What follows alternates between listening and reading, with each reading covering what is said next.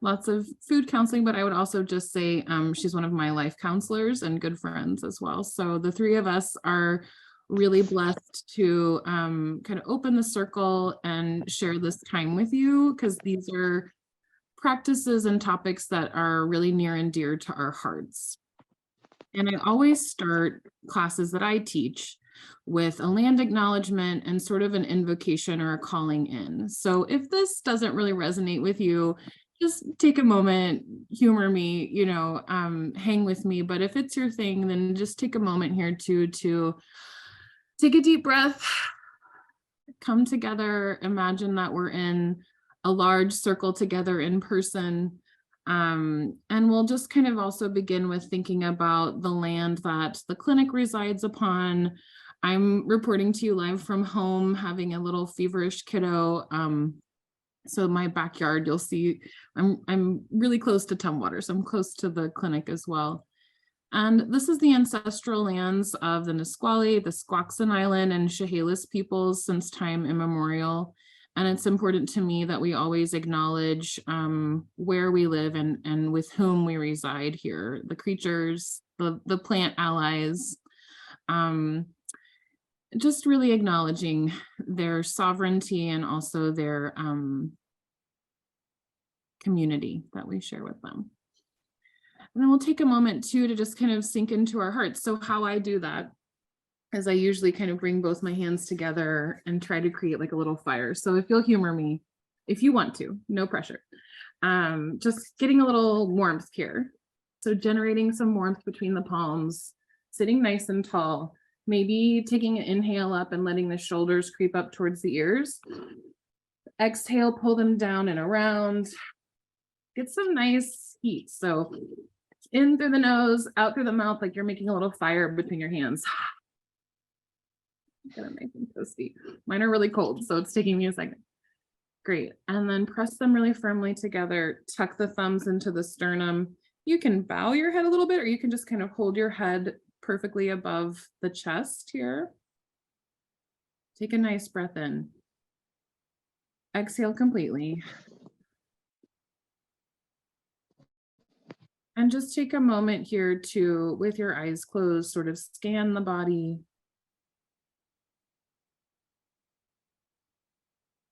And here's where we'll just take a moment to really ground. And, if you're a survivor of trauma or something, the heart may not be your place. So find a place that resonates with you on or off the body that feels safe and inviting, where you just sort of anchor in. And we'll take a moment here just to call in wisdom and compassion, ancestral knowledge, ancestral healing, and just calling in compassion, right? The topic of the day. Just calling in the energies of these things, these entities, if you will.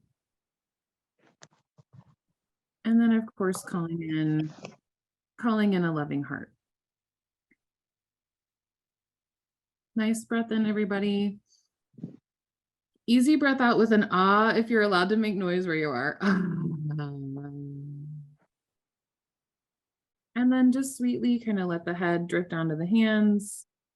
And then the hands just sort of drift down to the legs or the thighs or the desk in front of you. And then just let the head kind of come up, eyes easy open.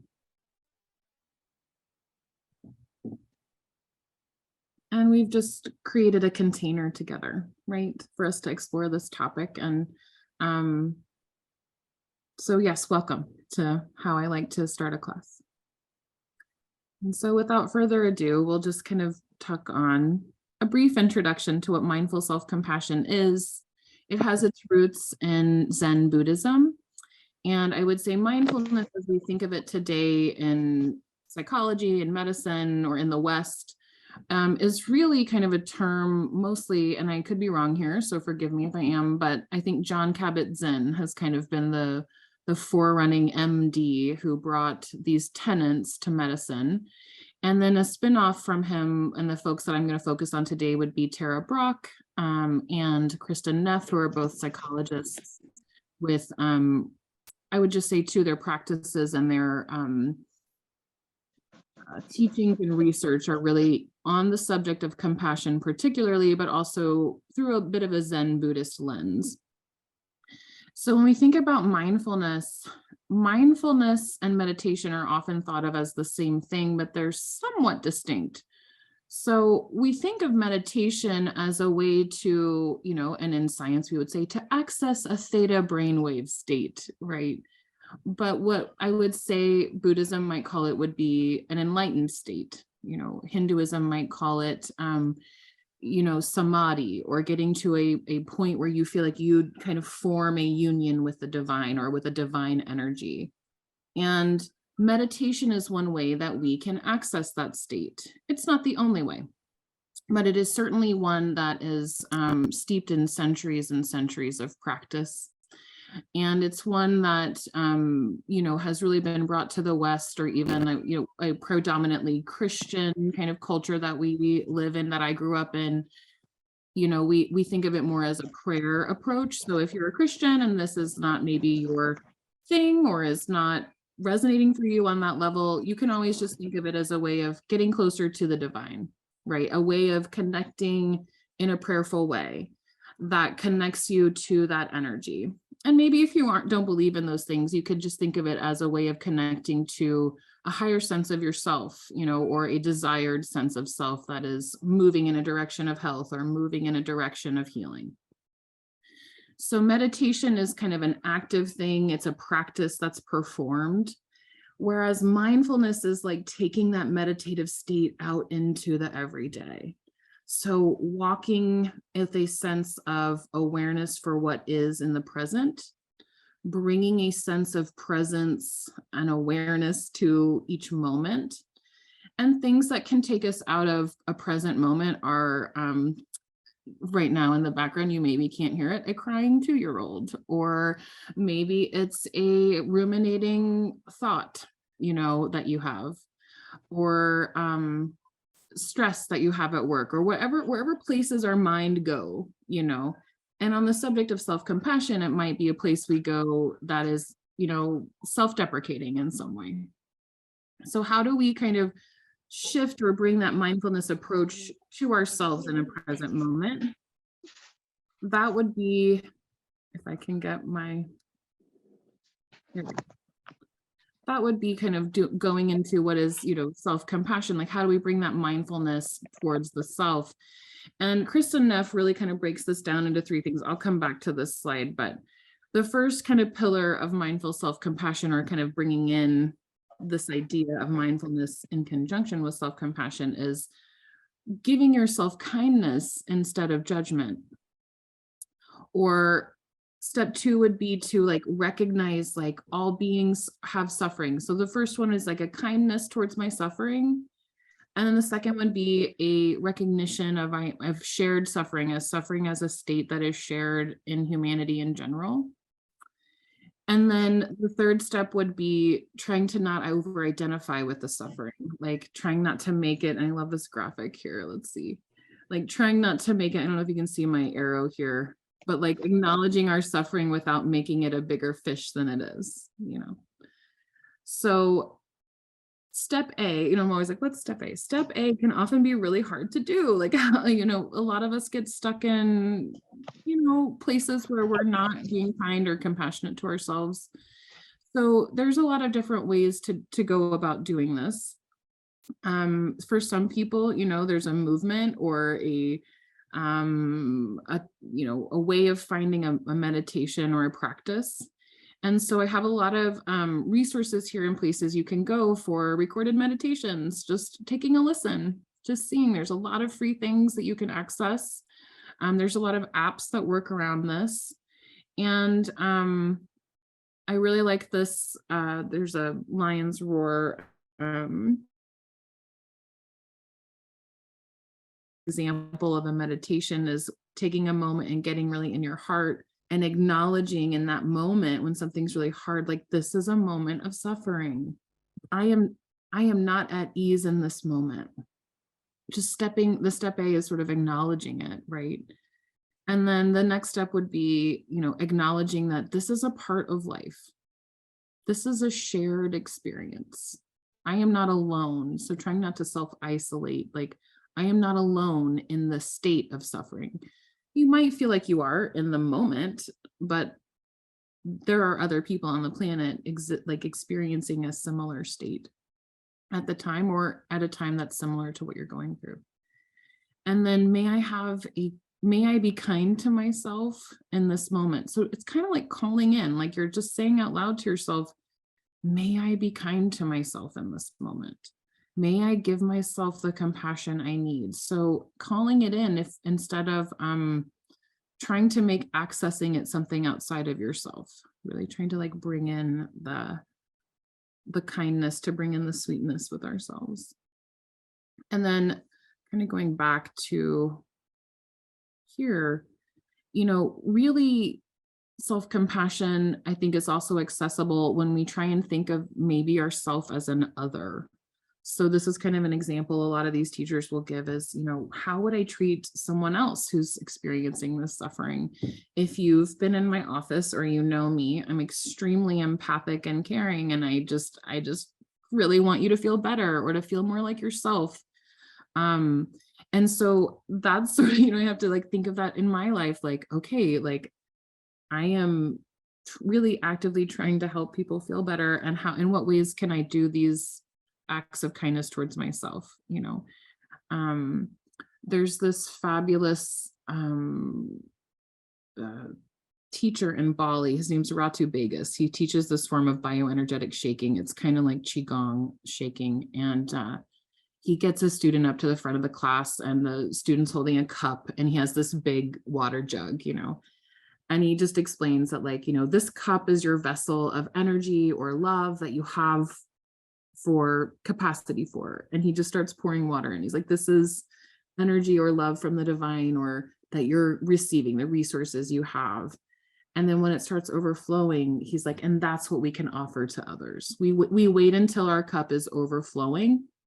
And I feel like sometimes self-compassion doesn't feel accessible because we aren't resourced, because we have a tendency to just pour that water out on others, or the sick 2-year-old, right? Or the aging parent, or whoever you're caring for.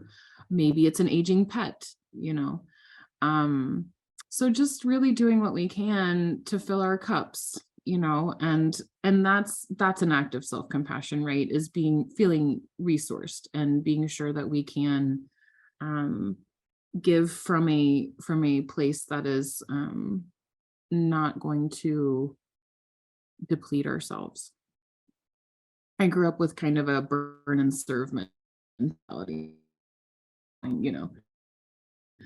and I think that there's something to be said for showing up in service, right? Always, but we want to try and do what we can to do that from a resourced place. I love Tara Brock's work. I mean, she's just like, look at this photo. I mean, she's just the kindest person, right?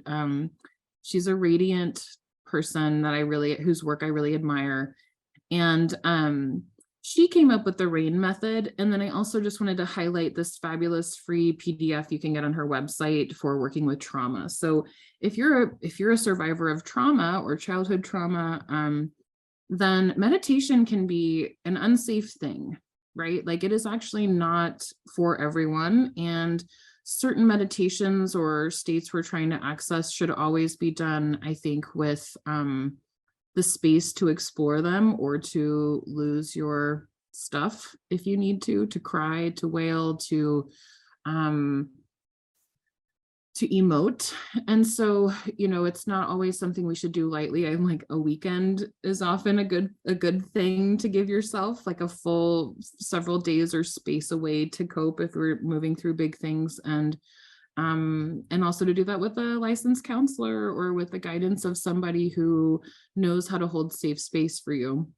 So this PDF she has on her website, it's just tarabrock.com, I think is really essential if you're trying to embark on this journey, or someone who's a trauma survivor, or I know I hear people say things like, well, I just can't meditate. And internally I have a lot of compassion for that, but I'm also like, well, there's just so many ways to do it, right? And you're right, it's not for everybody, but it certainly is something to me that is upstream from a lot of disease processes. So whether or not your IBS is causing you terrible anxiety, or your terrible anxiety is causing your IBS, there's a relationship happening, for example, there. And so maybe I don't have like perfect control over my bowel function, for example. This is a terrible example, but walk with me here. I do have access to tools and resources to help me with my mental state or my emotional state, So this PDF, and we're going to talk a little more about anchoring, but this PDF is a really great resource for how to anchor, how to do it safely, how to explore your inner world from not just a place of safety, but from a place where it won't be harmful. And her work too is radical. She has a book, Radical Compassion, Radical Acceptance. And in Radical Compassion, I think, is where she developed this RAIN approach. So taking a moment to recognize or acknowledge what is and what's happening, and then allowing the experience to just be there, just as it is, like almost from an observer standpoint. And then to investigate that experience with kindness. And then having some natural awareness of like, okay, like trying not to identify with it, if that makes sense. And I really like I like these little mnemonic devices. I think they're really helpful. And she has a lot of pre-recorded meditations on this very topic. So and her website and Kristen Neff's websites are both kind of chock-a-block full of resources. So this would be a place to go. And these might be just some names to jot down.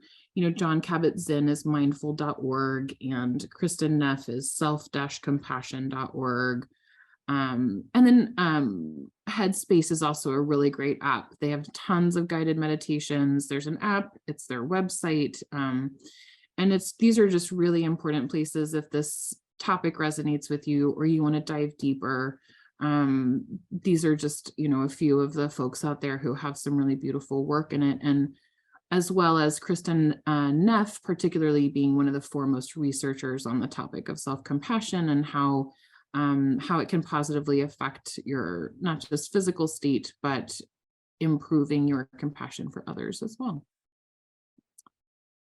So that's just kind of my brief little intro into, what is mindful self-compassion? And we're going to take a moment here. I'm going to pass it off to Michelle to give us a moment together to come together and kind of have a little bit of movement, maybe in our chairs or tapping into our hearts. So take it away, Michelle.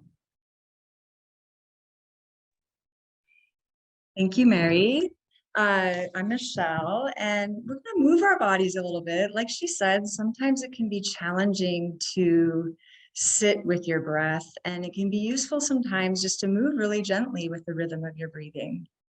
So we'll take a moment.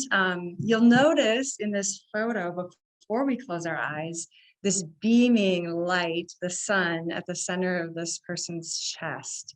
And it's a nice image sometimes. Images can be very, very powerful, whether we're moving or being still, just to kind of tap into that heart center and softening the area of your heart. So make yourself comfortable seated and bring your awareness for a moment. You can keep your eyes open or closed, whatever feels right to you today. Bringing your awareness down to your feet, noticing your feet contacting the floor. And becoming aware of your sit bones, making contact with the chair. And we'll begin moving our bodies gently with our breath. As you breathe in, this is a seated version of cat-cow that's traditionally done on your hands and knees, but today we'll do it in the chair. So we'll be sitting, and as you breathe in, allow your pelvis to tilt forward, opening up through the center of your chest and your shoulders looking up. And then as you breathe out, this is the seated version of our cat back. Allow your pelvis to tilt back, rounding your spine and looking down.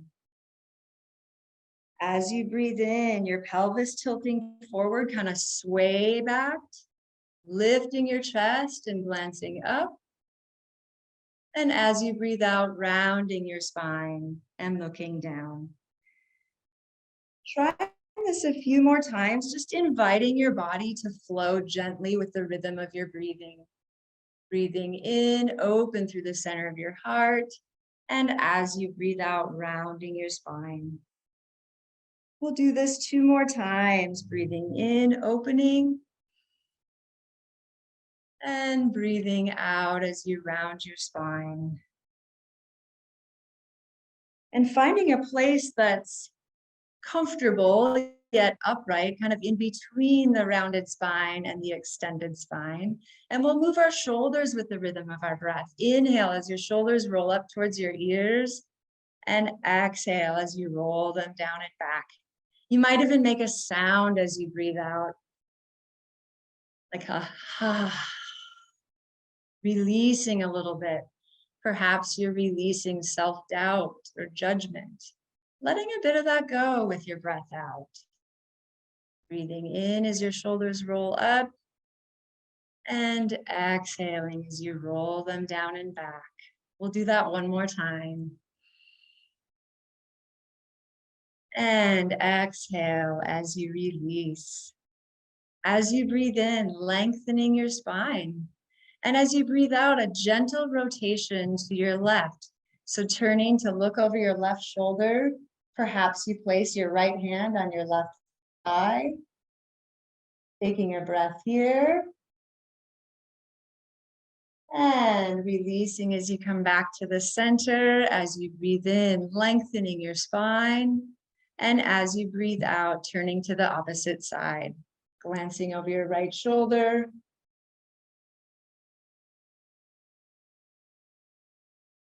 And coming back to the center, place your hands, if you're able, behind you, kind of next to your hips, or maybe even behind your hips.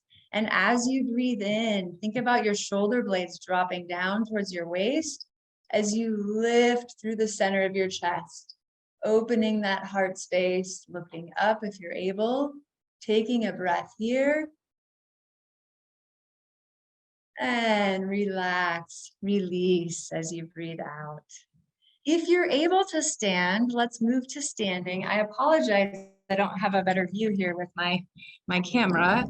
So as you stand, coming to stand, your feet nicely planted on the floor. You might wiggle your weight back and forth, taking a breath in, shoulders coming up towards your ears, and relax those shoulders down and back.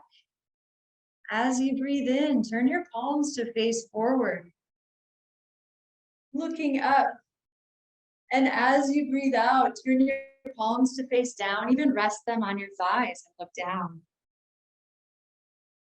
As you breathe in, palms turning to face forward, opening through the shoulders, lifting through your heart. And as you breathe out, turning your palms to face down, resting on your thighs and looking down. We'll do this 1 more time, breathing in, opening that center of your chest, your heart space, and exhale, bringing your hands to your thighs and looking down. These are just a few examples of a few movements that we could integrate into our day to kind of soften and open that heart space. Most of everything we do is kind of out in front of us, right? And so giving yourself a few opportunities throughout the day to maybe roll your shoulders with the rhythm of your breath, some gentle movement of your spine, and you can really set an intention of softening your heart space with that. Those are a few examples of movement. We'll just take a few moments in stillness, maybe even rest a hand on your heart, if that's comfortable for you. And if you're comfortable closing your eyes, go ahead and close your eyes, or just soften your gaze, looking down slightly. Becoming aware for a moment of your breath, Just becoming a witness to your breath, allowing your breath to breathe itself, just simply noticing.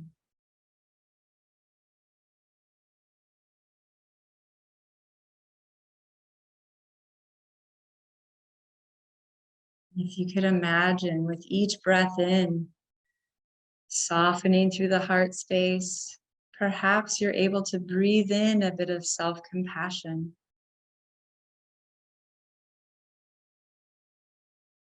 And as you breathe out, invite that compassion, that kind energy to spread through your body.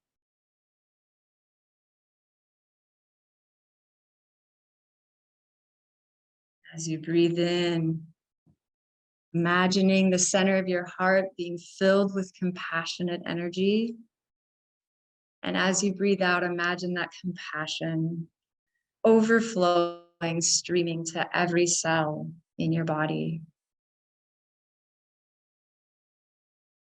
Bathing your body and your mind in this unconditional love and acceptance. Just allowing yourself to be where you're at right now.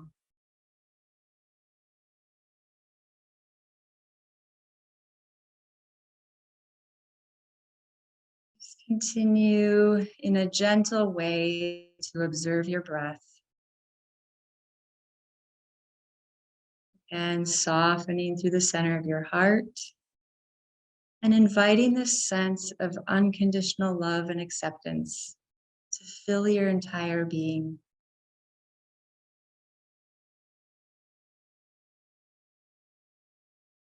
You may even recite to yourself silently or out loud, "May I be safe.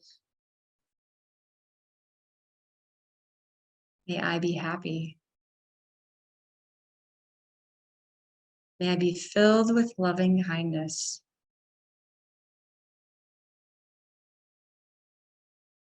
May I be safe. May I be happy. May I be filled with loving kindness."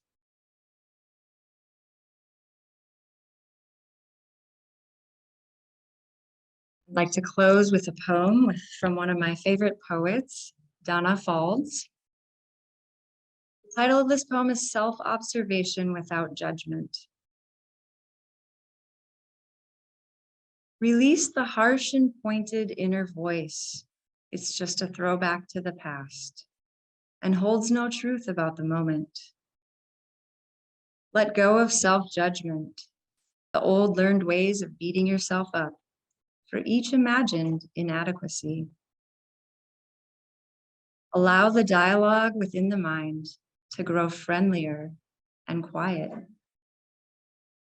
Shift out of inner criticism and life suddenly looks very different. I can say this only because I make the choice 100 times a day to release the voice that refuses to acknowledge the real me. What's needed here isn't more prodding toward perfection, but intimacy, seeing clearly and embracing what I see. Love, not judgment, sows the seeds of tranquility and change. And when you feel ready, if your eyes are closed, you can open your eyes. Maybe you invite a little bit of movement into your body again, wiggling your fingers and toes. One more breath in as your shoulders come up towards your ears. And a nice soft exhale as you release. Bringing your hands to your heart if you're comfortable. Thank you for joining me today. With that, I'll send it over to Laura.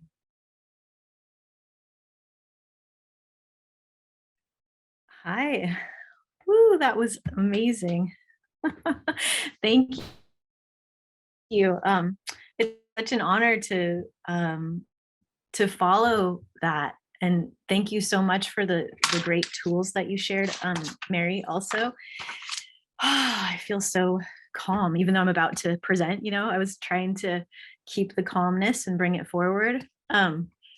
So what I wanted to talk about was how to sort of take that self-compassion and that calm energy and that love that you're feeling for yourself, and just use that as a filter.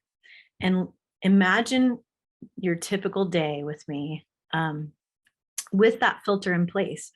And what we're looking for are, we're looking for the places where you have good small routines in place. And what I'm thinking is that it's really helpful when you anchor a new behavior in with one of your behaviors that's already there. Like, for instance, I feel the best in the morning. That's when I'm the most clear thinking.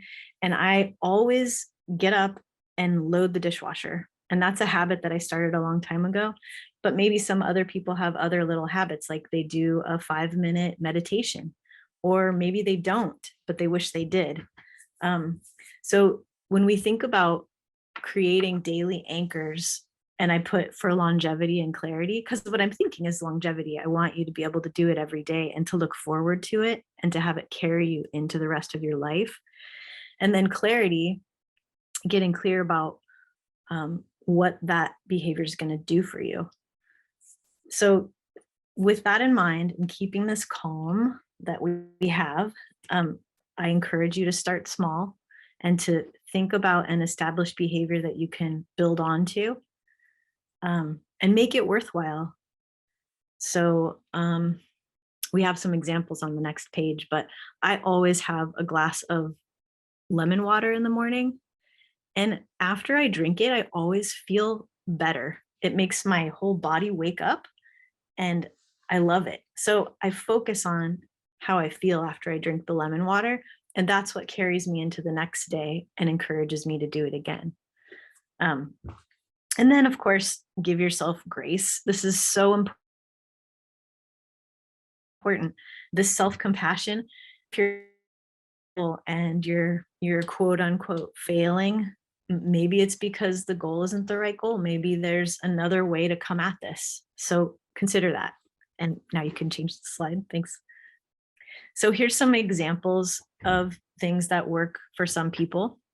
And these may or may not be your thing, but I have here a glass of warm lemon water first thing in the morning because I love it.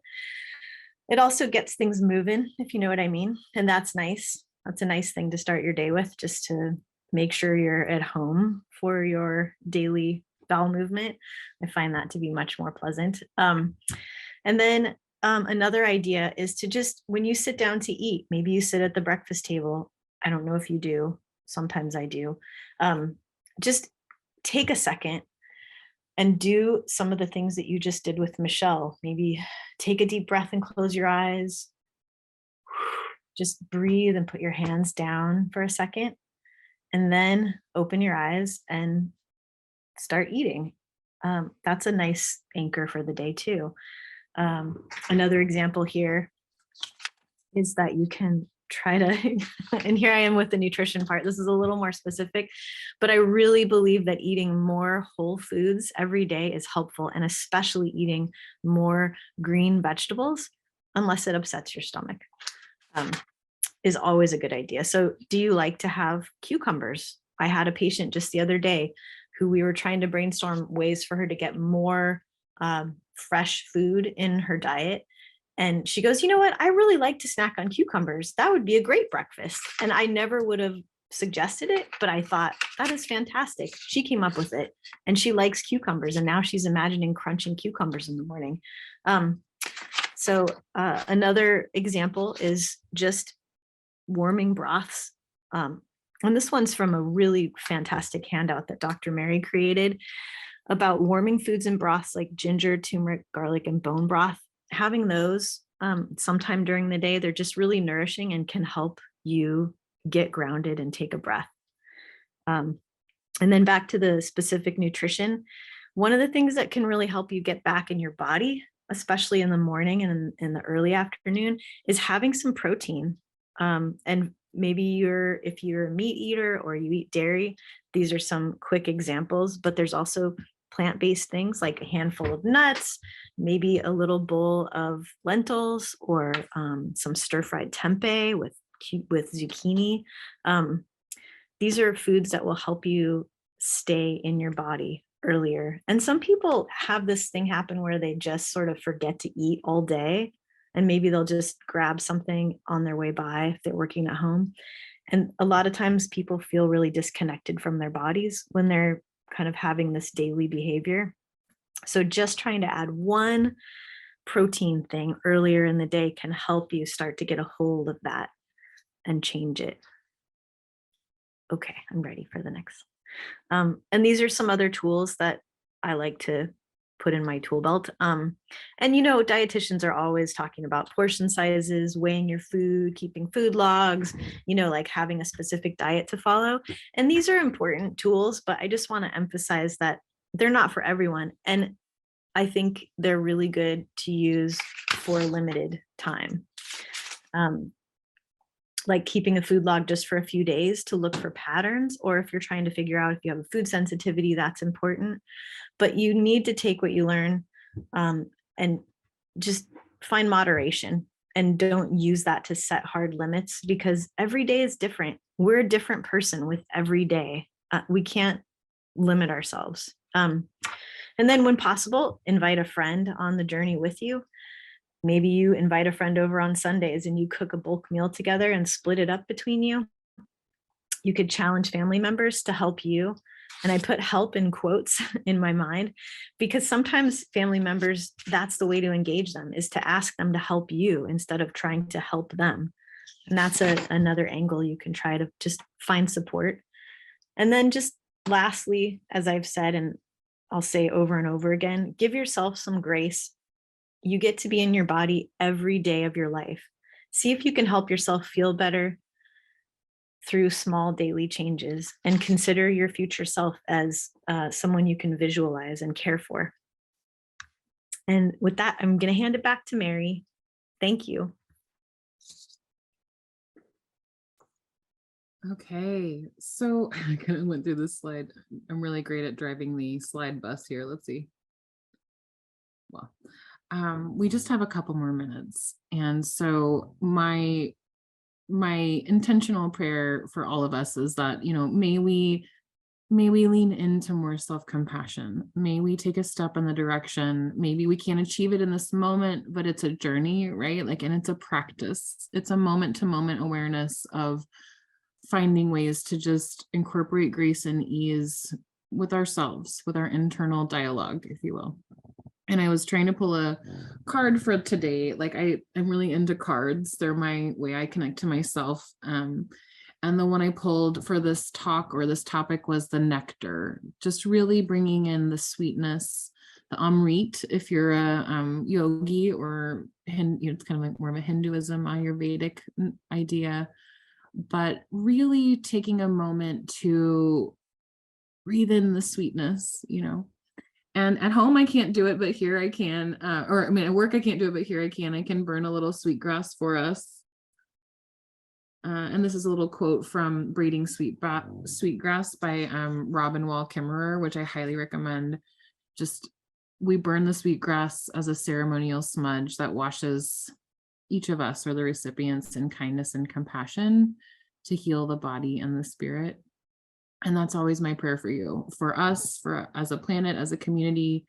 And just when you hear me, if you're my patient, you'll hear me say things like, how's mental, emotional, spiritual health going? And how can we, improve that for ourselves? And this is often a great first step, or a good intention, is how can I lean into more kindness with myself? So thank you so much for joining us. I will kind of pass it off to Riley to close us, if I can get my slides to go. And again, thank you so much for your kindness with us getting started a little late. But for those of us who join us in the future, may we kind of go forth into our next part of our afternoon, close the circle with loving kindness for ourselves and each other. And I'll pass it off to you, Riley. Thanks so much.